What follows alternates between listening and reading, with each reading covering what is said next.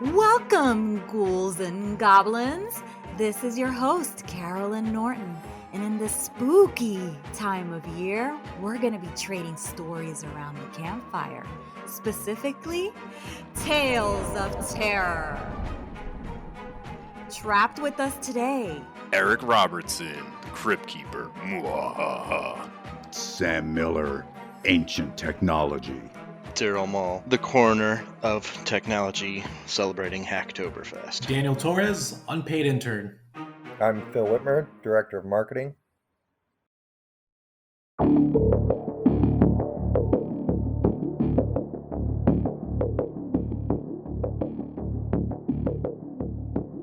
our first story is a real heartstopper. Your company is ready to roll out an exciting new feature for your product. The press is here. The executives are all liquored up, and the dev team gives you the all clear. As you load the page to showcase the product, you get this white screen. You refresh, and still nothing. Awkward glances can be seen across the room. You can feel the heat in your body rising as the reporters begin to whisper amongst themselves. A developer awkwardly speaks to the group of executives, and one by one they storm off in a panic. The seconds feels like minutes. The minutes feels like hours. No matter how many times you refresh, the page won't load. Eventually, there's clamoring in the room. The website is down. The website is down! You can feel your chest tighten. With the website down and the press in the room, it all looks bad. No doubt the competitor is going to seize on this opportunity. The room spins. Before you know it, you collapse on the ground. His heart isn't the only thing being attacked. It seems their website's going through a DDoS attack, also known as a distributed denial of service. And like our buddy here, the site couldn't handle the pressure. All right, so feedback from the team. You heard the story. All right, I'm ready. I'm gonna start it, but Daryl, I'm gonna be the one who's scared, and then you're gonna protect me. Ready? What? You're gonna tell me how? Aren't we going over how we now like mitigate this? So I'm gonna say, oh my goodness, Daryl, I'm scared. Tell me, what should I be doing? Well, how do you end up with a DDoS? That's my question. How do these How do they happen? Because it's more than traffic. Well, you get a bunch of computers sending a lot of signals all at one place, and then that causes it to have a lot of signals that it can't handle, and then it goes down. Usually those computers have been taken over. But it's kind of like a concerted attack. But I've heard where these can happen globally, where a whole group of people, anonymous, will do things like all bombard a website at once. Yeah, no, I mean the only thing you're doing is you're making the lines at Disney super long so that nobody wants to go on the ride. I mean, you're overwhelming what it has, what's available from a resource perspective, so that it literally cannot handle the load that's being done. And yeah, I mean the like the malware that gets infected on machines and goes, you see, hey, this malware's on a million machines. Well, then those are just remote agents that are then used at any given time for the DDoS attack. And the command and control server says, okay, ready, 3, 2, 1, everybody that I can in control of, go hit .com. And then our website's down because it's it's getting hit with a DDoS attack. That's all that is. And the scariest part is that it's now DDoS is, could be a service, and somebody doesn't even have to do like the hard work of infecting all the computers. They just go and pay somebody, and then they're like, hey, I want to bump this offline. Let me go pay. It's not even that expensive, X dollars, and now I can go take them off. The people who have the malware control of millions and millions of endpoints, they go out and they sell that service and say, hey, I'll mess with you for XYZ, this price, you tell me, and I'll mess with them. So is there a way to maybe prevent this from happening as a company, or you're just gonna have to ride the storm out? No, there's DDoS prevention. There's different things that you can do. I mean, I don't. What do we want to outline for the pieces? I mean, do we want to outline the the built-in DDoS protection from it that they do on there, or what do we? I think Darryl, I think you're right. I think there's multiple ways that DDoS, it's a problem and it affects a lot of things, and that's why this story is scary, is because it literally can happen to anybody. I mean, I've watched streamers just playing their video game and all of a sudden get DDoS so that they can't play their game anymore because Mm-hmm. one of their fans don't want them online anymore. So it ultimately comes down to, can we solve it? It's like one of those things, like we all have to come together. These machines that are infected need to be mitigated, and like that's not something any one person can do. I know Microsoft as a whole has taken down a lot of these conglomerate of botnets of that were all like controlled, and but staying patched, making sure your system's up to date, not having these things online, that's like part of how we can decrease this, because these are just computers that are sitting out there that are under somebody else's control, which is the scary part. Hold me, somebody. But you know there are other services that can provide you on the other end, but looking at it from how does everybody make it better, staying up to date, patching your system, you know not installing hacked games, or going and trying downloading software that you haven't paid for. Like a lot of that kind of stuff is already infected with something, and now you're just bringing it into your system.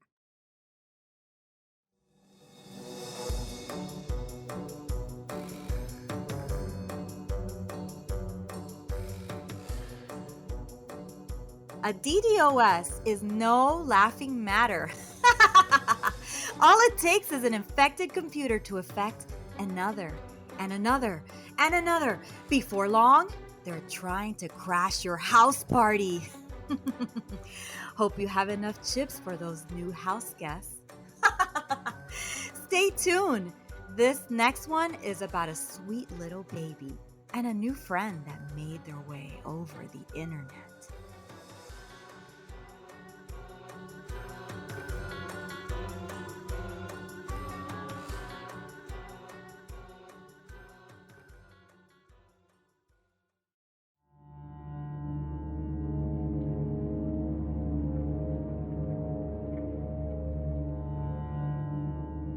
Ladies and gentlemen, our next story involves a happy family who doesn't need therapists like my family did, and their baby, who might need therapy later. A sinister shadow lurks in the corner of the baby's room, and it's not the mother-in-law. Your baby is possibly the most important thing in your life. As parents, we take the utmost precautions to protect them from danger. But what if I told you that the very thing that was supposed to keep an eye on them wasn't what it seemed? What if after you put your child to bed, you heard screaming from their room? You rush in, only to see the baby fast asleep, but the noise that came from their room was very real. You look around the room, but can't find the source until you get closer to the crib. A sinister giggling can be heard coming from the baby monitor. And to your horror, there's something on the other side of the monitor looking at you. Let me just say the baby wasn't the only one with a dirty diaper that night. You never know who's watching, listening, lurking. This breach of security isn't just limited to baby monitors. Any unprotected network is open to nefarious actors to come in and see everything you have. Have you ever been in an airport with your laptop and logged into your bank?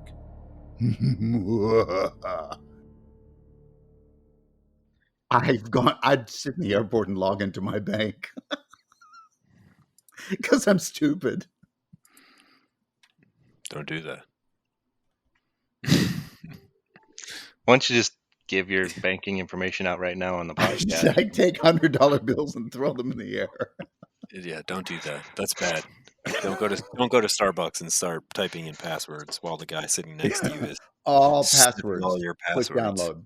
Well, so I would just like to ask the group a question. I was actually discussing this subject with a family member like 2 days ago, and I was wondering, you go to a stadium, everybody's logging in using the Wi-Fi. I've seen in stadiums where there's obviously somebody who's taken the stadium name and renamed it with a 1 at the end, and everyone's logging into that network too, and they think it's free, and they're putting private information into it. And my It's son's like, faster. yeah, I mean, my son's like, all you can do a VPN, and I'm like, okay, explain how everyone's able to protect themselves from that, because I mean, literally, that's going to get worse and worse and worse. They're everywhere, in every public area. Hypothetically speaking, how would I get to do that? Hypothetically speaking, for educational How would you get purposes. to be the nefarious person or the person to protect yourself? The first one, hypothetically speaking. You want to be What do you the wanna- bad guy? What are you looking for, a side job? It's actually, I mean, it's fairly simple. I mean, you can you can pop open, you can make your phone a hotspot and name it whatever you want, and anybody within range will see it and be able to connect to it. You just leave it without a open, leave it as open.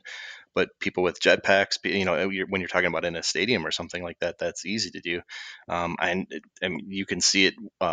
We just got back from my daughter's college family weekend, and in the downtown area where they were having an Apple Fest, there was people that clearly had open Wi-Fi things renamed to the city's name and Apple Fest guest and stuff like that, that they were just trying to get people to log on, and you get your access, but then you're on their network and they're pounding the heck out of your device.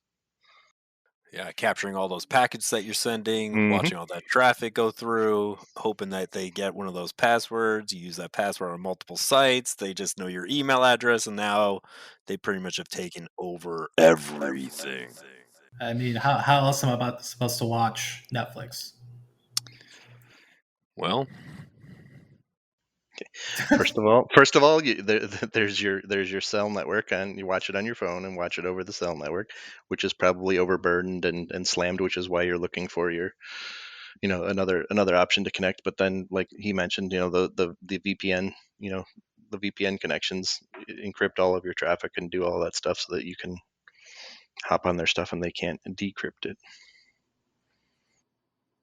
So can any company can just buy a VPN and allow all of their employees to use a VPN? There's Under- individual VPN service. I mean, I'm not going to say any of the names but I mean, there's individual VPN services out there that you can subscribe on a personal per person basis, or you can have everything go through corporate VPNs and different things like that. Depending, I mean, there's all sorts of. yeah, it depends on what you're going to, like Yeah. what you're looking at. Personal VPNs are now there's dime a dozen. There's a lot of them. Just like what we're scared about here, it's also making sure you're finding a VPN provider that's reputable. That making sure they're not also capturing those packets. That's a whole nother scary situation. There is because there's people out there that are charging you $10 a month for you to give them all your personal information, because they're in the ones controlling encrypting your traffic. And guess what they're doing before they're encrypting your traffic? Or guess who has that encryption key to decrypt all of that traffic? Scary stuff. And that's why you want to go with a reputable VPN provider. As Daryl mentioned, there's the personal option. You should only be doing work stuff on your work VPN, but personal VPNs, they're dime a dozen. A lot of antivirus solutions now also even bake them in. So Correct.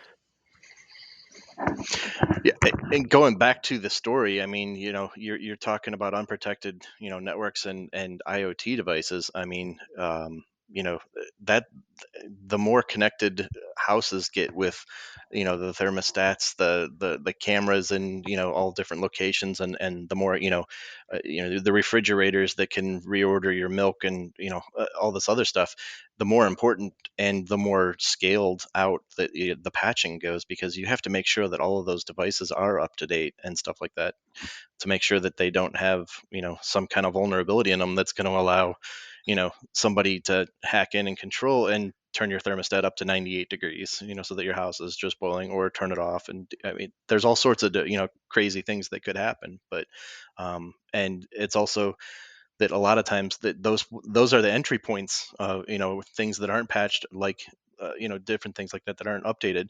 Those could be entry points for how they're getting into there, because you want to be able to control your thermostat from your phone. Well, guess what? That means open ports and different things like that going into there. Then they can hack into that, from a vulnerability that's on that thermostat, or on that refrigerator, or on whatever connected device. And that's the device that they use to then land and expand inside your network and do the lateral movement from there. So you're telling me that I shouldn't have like a smart coffee machine? No. Well, I mean, I don't drink coffee, but no, I'm not saying that. I'm just saying make sure that you're keeping up with understanding what is out there and making sure that everything gets patched.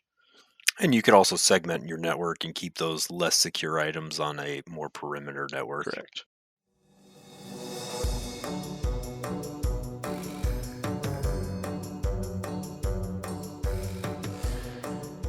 The doors aren't the only things you should lock. Even your local coffee shop is not safe from the creepers hiding in the network. Stay tuned. The coffee shop might not be the place to check your bank statements. It could be the best place to meet cute dates.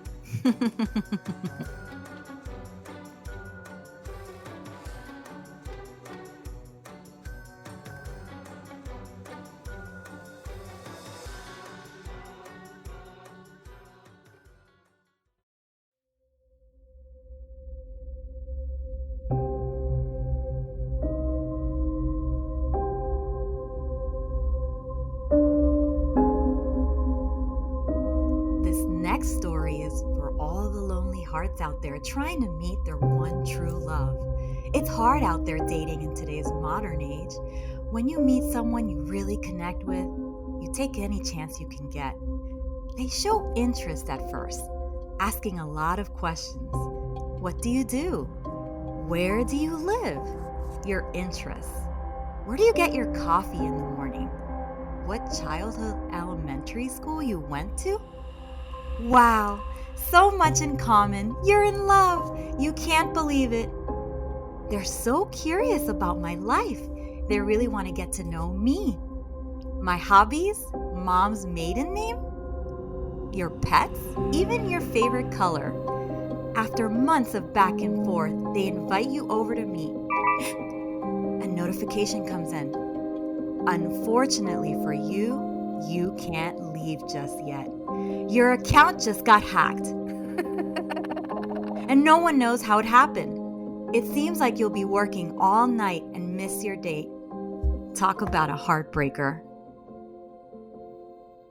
Daryl, why did you ask all those questions to me? I just want to get to know you better. Oh man, I love watching a Facebook feed and having somebody post or reshare one of those questions, which is scarier than one person doing it, but where like you're getting multiple people to respond to it and being like any of those questions, which are your security The common questions security that are questions. let you go into things that are like, yeah, what's your mom's maiden name? Like, don't be sharing that. Like, come on, we're at an age at this point that I know social media is still very popular, but I still see these posts that are I cringe and I'm just like, why are you people all sharing this information? It's like typing your mom's credit card number and the 3 numbers in the back, and that's your secret robot name for Fortnite. No, it can be as easy as, hey, what's your family name? I just looked it up on Ancestry, blah, blah, blah, and we can find out more about you. Look what I got. You Oh, really? nailed it. What about that? You nailed it, Carolyn. That is literally where I was going. Oh, my goodness.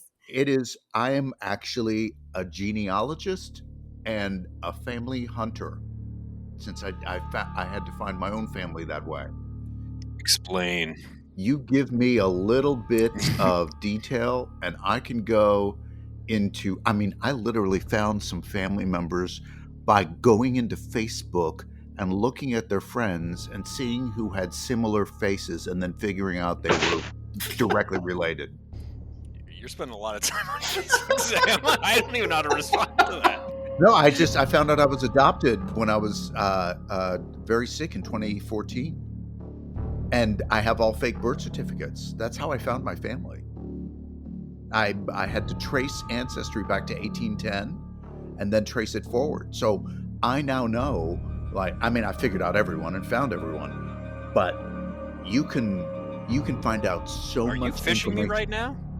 You want me to?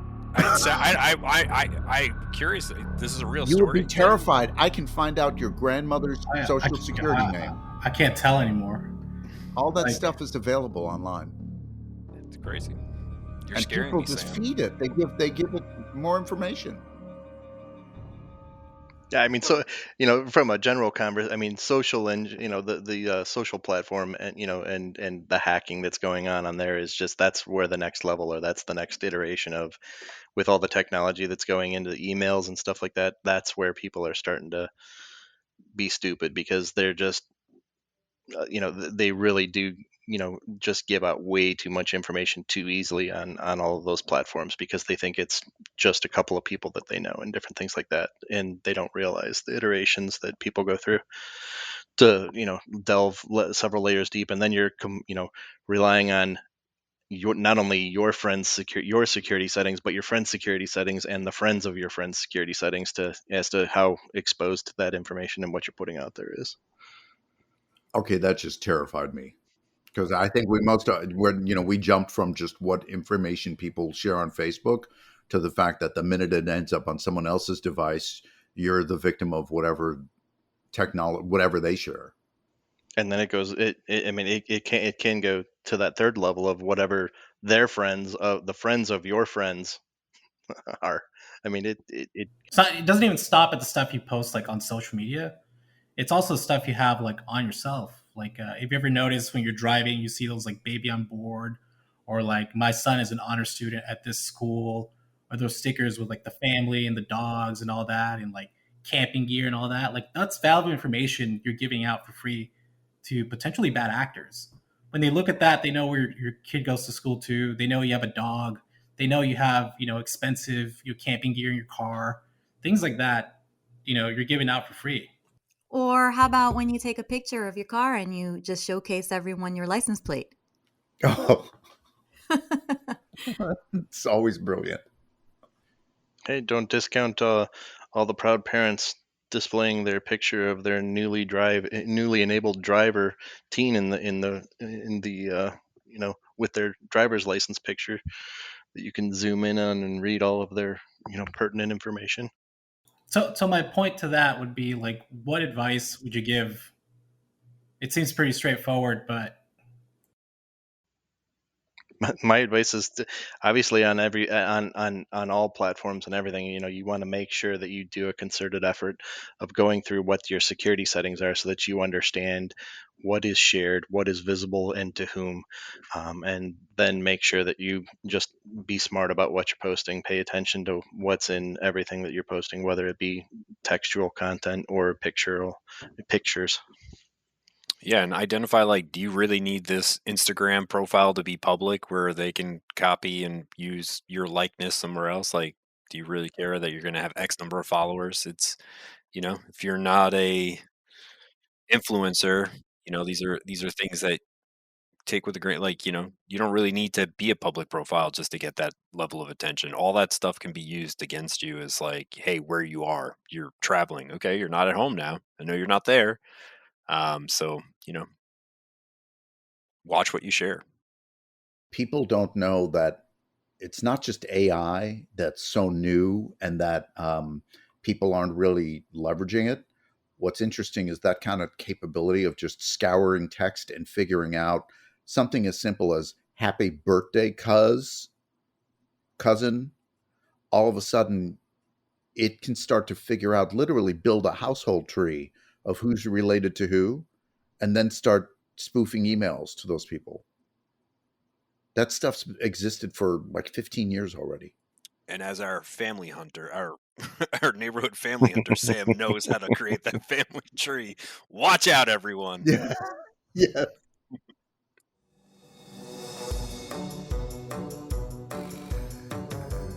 Common sense isn't so common nowadays. Just goes to show that whatever you post for your friends to see, your not so friends can see it too. Now, if you don't mind, someone just posted pictures of their vacation, and I can use one myself. Stay tuned for our next story about a hard worker trying to get that raise by any means necessary.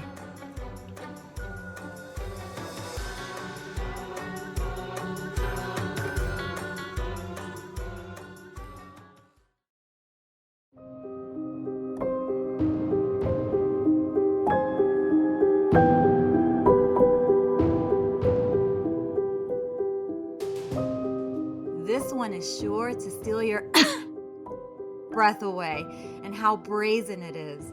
After years of abuse at the hands of a penny-pinching, micromanaging, anger-prone boss, you decide enough is enough and quit on the spot. You were content with just leaving everything behind, but the snide remarks from your soon-to-be ex-boss made you have the last laugh. You carefully plot out your revenge in the last 2 weeks, choosing to strike when the moment's right. On the eve of a critical software update, you make your move. The morning after, your boss is in a panic. What's going on? Before they realize what you did, you're already halfway across the country, ready for the beach life. That's one way to get the raise. That's where all you guys chime in. I mean, from that perspective, I mean, obviously that's something you need to watch and have the right, the right policies and procedures for offboarding and onboarding employees. Scary story here. I had a client, and this was probably 14 years ago, but the one of the controllers, I don't remember if it was a CFO or just a controller, was embezzling money and lots of money, and was kind of getting wind that they were starting to be onto that there might be an issue. So over the weekend, they, having having access to the facility, went in and actually stole the servers. They came in on Monday morning to an empty, granted it wasn't a huge, a huge server room, but they stole two physical servers, which were the virtual hosts that stored and housed all of their servers, stole all of them, and the stack of backup tapes, so that this company had absolutely nothing, so that they would be able to cover their tracks for all the money that they embezzled. That's why Rich was talking about that guy who put chicken wire all over the server room, because it works. You gotta stop them. Gotta stop them in their tracks.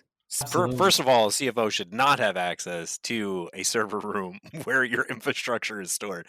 So if we go one more step back and talk about those policies and procedures, Yes. Limited personnel, that should be reviewed. The CFO, there's checks and balances with a lot of different things. He should not be able to get into that and make those changes.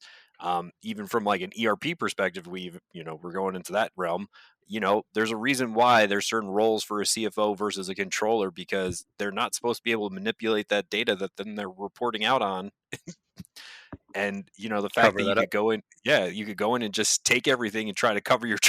I mean, that is one way. I thought you were going to say he brought in the world's largest magnet and just started to swing it around and hope for the best. But wow. Nope. That's a They great idea. walked in, and the cords were that like the monitor cords and everything was just sitting there, and they're like, where is everything? As he drove away, you saw those cords hanging from the back of his trunk, and it was flapping. This is how I'm picturing him driving away with all those servers, with his maniacal laugh. Sam, I'm ready for it. Yeah. But I'll tell you what is interesting is I was just writing an email about this the other day. In the cloud, people are not looking at who is running the software you're about to buy. Like if you're going to be looking at enterprise class software that's really important to your company, why don't you start with why you're looking for the software, first of all, and second of all, who would you buy from at all? Like, do they have their own employees running the software at the data center? But what kind of security do they have at the data center? If you're running internationally, does it comply with GDPR? Does the software have segregation of duties written natively into it? Yeah, all of those things. People don't do that. They go look lately. They buy software looking for show me a demo, do the beauty contest, and then they pick based on what a group sitting in a meeting voting. I like this software better because it had these buttons. Let's not forget about those audit logs. As someone who loves audit logs, I can't say enough. Make sure you're finding a solution that has audit logs, because that's going to tell us and give us our cookie crumbs to follow back what truly happened. And having something that stores those cookie crumbs further back enough to see the full picture is important. So knowing what's that period of time that you need to be like, wow, this has been going on and what happened where, and you could see all that.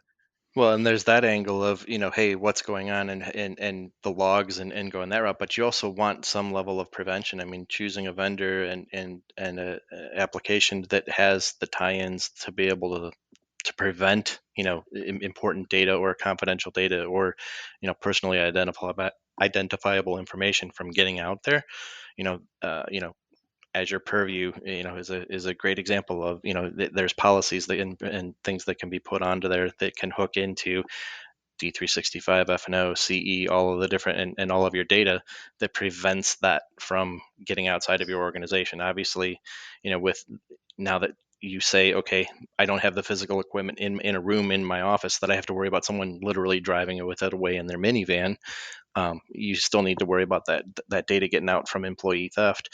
And technology can help you in not only on what the side you're talking about, Eric, with the logging and who did what and when and all that other information, but also on the prevention side too. Yeah, and going back to Sam with AI and stuff, in this case, having alerts and things that flag that, because it's one thing to be able to go back and try to figure out how it happened, but it's another thing to be alerted that something bad might be occurring, which is one of those key things that you're like, I want to find something that, I don't have to do the digging necessarily. I want to be able to have there's some sort of logic or AI like, hey, this is atypical behavior, flag that, let me go investigate, like bring that to my attention so I know that like something bad's happening and I could start the process of investigating. To hypothetically, again, how much do you think I'd get for a server if I were to, pawn it off? You're not going to get much for the server itself. It depends on the data that's on that server. Yeah, sell that data. Forget about the server. The server you're taking to the junkyard to scrap for metal and pieces like that. Unless they just bought it, maybe they just paid a lot for this server. Maybe they had a SAN too. Who knows? But yeah, the data, no matter what, would be the more valuable thing, and especially if you could grab like passwords and stuff and then sell that. Yeah, I mean the value is the data on that. It doesn't matter. You could have just bought the most expensive. Well, I guess you could have nothing on it, but yeah, the data is by far the most expensive or most valuable piece. So what should I put on my eBay listing then? Like server with valuable data, bidding starts at $100. Definitely. Valuable data will ship server. You pay shipping costs. Yeah. Right. I do know if you tie a server with rope to the back of your car and drive fast and take a hard turn, that server does go flying. Just thought I'd share. I've done it. Okay. Thanks, Sam. It's gotta get to the cloud somehow, am I right? Yeah. That's what the ramp's for. Yeah, I guess we missed that opportunity when we were taking all those out of Expedient, right? Eric could have had some fun. We could have had a lot of fun going over. Could have those made it big like a bumps. Just Married. We could have tied like 16 servers off of the back bumper of the Suburban. That'd been cute. And me and you holding hands, driving off into the sunset, just You like take a hard turn and it takes out a house. When they want to know was the data successfully destroyed, we can just show them the video. yes, it was all destroyed.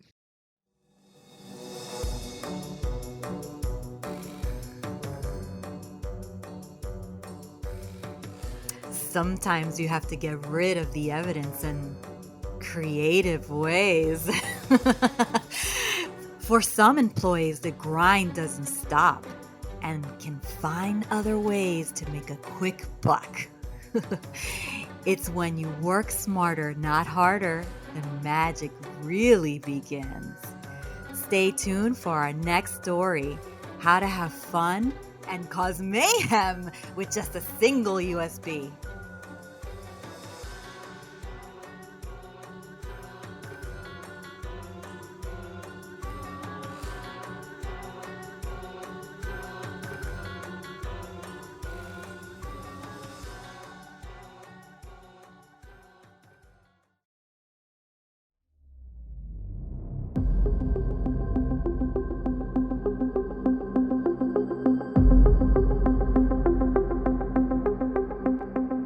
This last story is sure to pucker up your USB ports. As you get ready to head back to the office, you notice a peculiar USB lying on the floor. It's black with cold metal. It looks almost elegant. You can't explain it, but you have an intense need to take it with you. Many of us have been to the SPCA and we felt the same thing, right? What secrets could it have? Could this be one of those crypto wallets you've heard so much about? Your heart races as you head back to the office, eager to plug in the USB and learn its secrets. As you plug it into the work machine, the screen flashes, and before your very eyes, you see untold horrors not meant for human consumption. Perhaps a politician, but not humans. Curiosity sometimes kills your computer too.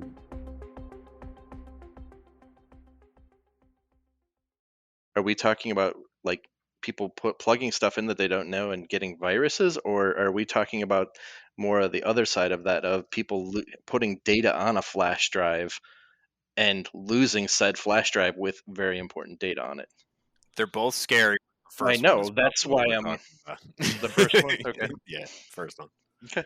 You could go with that angle to it. We could pivot. Yeah, we could do. you can pivot. Yeah. I mean, talk about the original one first, and then say if that isn't scary enough, Yeah, think about taking a real flash drive and putting all those secrets, and then leaving it somewhere, and somebody else finding it. Yeah. You could talk about how you could put like family albums in it, and then it just gets. And then sometimes curiosity pays off, and that person just got all that data on that flash drive.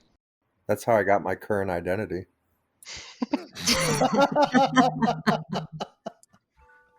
And you stalked the family for a long time before you found the right person to find that was going to leave their flash drive behind, right? You hired Sam Miller, Family Hunter, here for that service. Oh gosh, that's Sam Miller.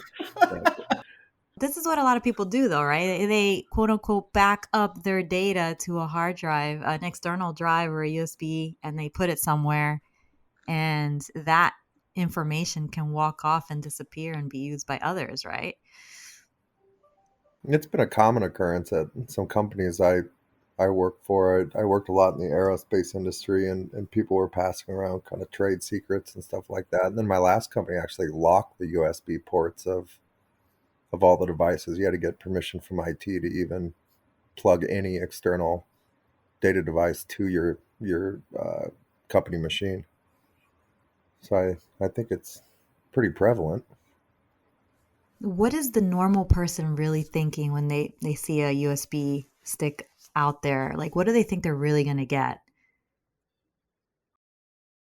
They think it's harmless. They think nothing's going to happen. You could take it even one step scarier and just talk about any USB device. So I don't know if anybody recalls, there was a batch of keyboards that went out at one point that actually people were plugging in keyboards and they were actually infected and infecting computers. So USB is a very powerful standard, but it has a lot of consequences that come along with it just because it is powerful, and it gives you a way right into your computer. And that's why we have to take precautions around, autoplay, that, autoplay should never be a thing. Locking down the USB drive completely is a common occurrence in a lot of places just to, stop the exfil of data, and also to stop the, infection of a bad flash drive or any other type of media. Now, Eric, I don't even know if you have a way to monitor that, but do you see a lot of individuals using those types of devices still? I know a lot of stuff has kind of migrated to OneDrive, Google Cloud, Azure. Yeah, so I won't put names or say anything specific, but there from an exfil kind of standpoint, one of the ways, we hear a lot about internal bad actors. Somebody's about to leave your organization and they're like, "Hey, on my way out, I'm going to take this and that." Most of the tools that companies use in order to monitor that type of actions is tracked, meaning it sees where the data was put to. It could have went to your computer first and then transferred to another drive. It's identifying exactly where the data is ending up so that that, hey, this person went to the D drive. They only have the C drive, but there's a D drive that's recognized, and oh, that D drive was clearly an external drive that was plugged in. They copied it over. Let's, follow up and make sure they didn't take what they shouldn't have. Sure. I just wanted to ensure it was still a relevant conversation given the shift to the cloud storage. Yes.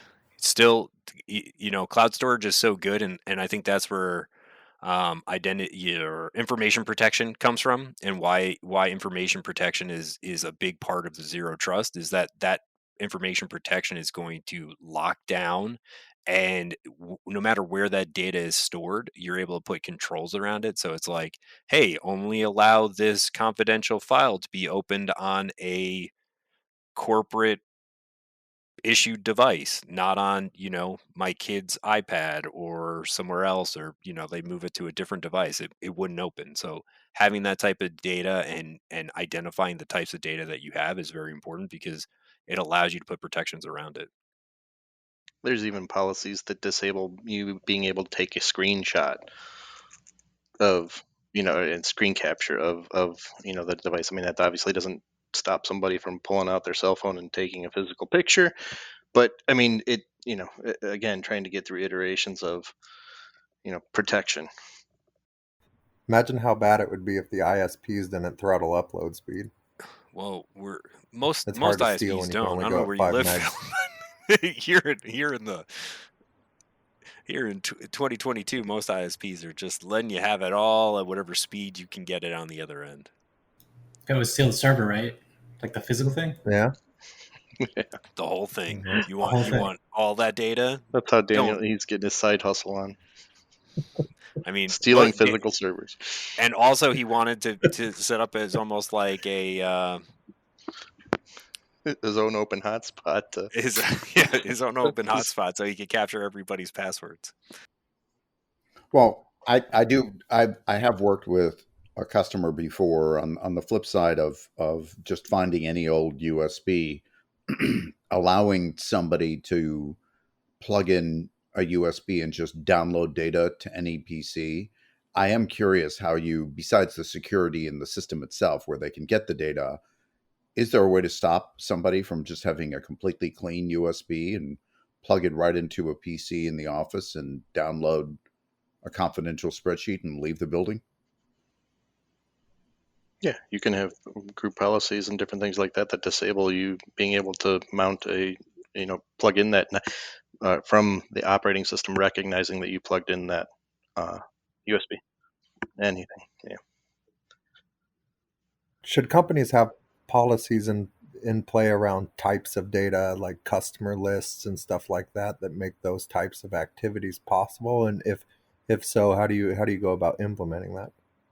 No, yeah. So, to go one step further than just like worrying about it that way, you also could create like data loss prevention policies, which is flagging AI driven type of data. So, from a GDPR compliance standpoint, if you don't want people sharing credit card information or personal home information, there's AI that'll, to a certain percent calculate how accurate that is, either prevent said messages from going out, or put a warning and flag like, hey, this person just sent 33, possible social security numbers through our email or through OneDrive or through Teams, and why are they doing this, and go follow up and make sure they're not doing what they're what we're seeing right now. Sure. And I imagine there's a lot of avenues that people can get data out of an organization. Daryl mentioned taking photos. There's sending emails to oneself. There's cloud. There's physical devices. There's thousands of different ways that people can take information that's valuable to the organization. How do you wrap your head around what that threat surface looks like, and kind of take an approach that'll cover most use cases, scenarios? Well, I mean, kind of what Eric alluded to is you attack it at the origin, so that data, and you secure that data. So those policies actually prevent it. Doesn't matter if you want to copy it to a USB drive. It doesn't matter if you want to email it to your home email. It doesn't matter what you want to do with it. And there's really nothing that's going to stop somebody from taking a physical picture with that. But then that's a whole nother story. But the Azure Purview and the DLP policies, information rights management, all that stuff, you're flagging this data as sensitive. You're flagging this data as PII. It has you can put in certain character mappings that identify social security numbers, credit card numbers, et cetera, different things like that. And then you have a policy that says this data does not leave our corporate. It doesn't leave the corporate devices. You define where that's allowed to be used. So then, if somebody tries to send an email to and attach a spreadsheet that's classified, that has important information on it, and they try to put a non company email on there, it's not going to allow it to be sent. It's going to pop up with the policy and say, hey, this can't go here because of this person's not in the organization, so it can't be shared outside the organization. The same way you protect at the identity side from watching that, you're protecting the data at its core. So then it doesn't really matter, because you're right. There's thousands of different vectors that that you'd have to worry about how you're going to protect against. So really, you're just protecting it at the core, at that data, at the data itself. Okay. Well, it sounds like a company has a lot of control over that if they do their due diligence. What about things coming in? What kind of avenues do organizations have to protect individual machines? If somebody does plug a device into their PC, how deep of penetration can that get into the organization? Does it go beyond their machine? What do those scenarios look like? I mean, it depends on what policies you've set in place. So again, it's kind of identifying what are your threat, what's your threat landscape, what are your attack surfaces. You know, Zero Trust, the security model, kind of outlines a great way of thinking about it. You're not protecting behind one wall. As Daryl mentioned, the data can now sit wherever, employees can now sit wherever. So it's now protecting the identities, the data, not just the network with the firewall, which was your castle and nothing could get into it. It's now protecting the things from wherever they sit. So if you identify your data, so like you have to start by identifying, hey, where's my data sit today, what type of data is it, what type of data don't I want to allow to be exfilled. You're not going to put protections around everything and hamper the employee's ability to do their job, but you do want to protect the stuff that's going to hurt your company as a whole or your customers or whoever. And it's sitting down again. We talked about it throughout, I think, all this series is planning, identifying it, getting the buy-in from other stakeholders, having different kind of training paths for your employees from either a security standpoint or a compliance standpoint, so that they're bought into the program as well, and that they understand like, hey, we need to protect this. They're a threat vector. They're also our biggest allies as well, and able to sound the alarm if something was to go bad. So making sure they're aligned to you and not doing the bad things while having other protections in place that could flag them if they do go rogue is very important. I hope these stories help illustrate that it really doesn't take much for these scenarios to hit home, affect you in any case, whether it's personal, business, or otherwise. It can happen to you. Yeah, I mean, this has been a very lighthearted, episode, but it still has a very, very much important underlining, messages to pay attention to what you're doing, have a plan for, not doing something stupid. I almost don't have any parting thoughts because this kind of stuff is impossible to stop, and it's gonna happen. So, it goes back to all the subjects that I've heard discussed in the past on this podcast, including preparing for that disaster, because somebody's going to do something that we've all been discussing, and you've got to have backups as an organization, and probably some partners who really know what they're doing to rescue you when this happens. So I couldn't agree more with what everybody said. It's a scary world. We did make these stories lighthearted, but some of these small things do become big, and that's when they become serious. And it's one of the reasons why we've all kind of said, identifying what's wrong, picking out where you can be attacked from, identifying those different issues.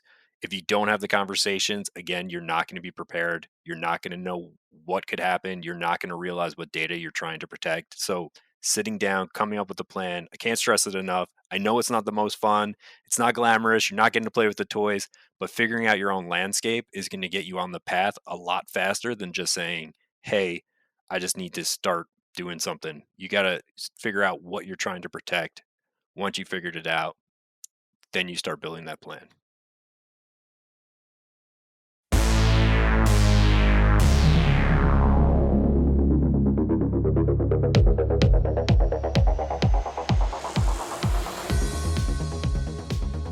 From the crew at the Campfire 365, we wish you a safe and spooky Halloween.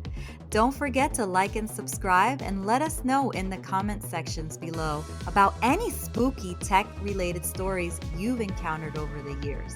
And one last reminder, the season finale of The Big Disaster is coming soon. Stay tuned and happy Halloween!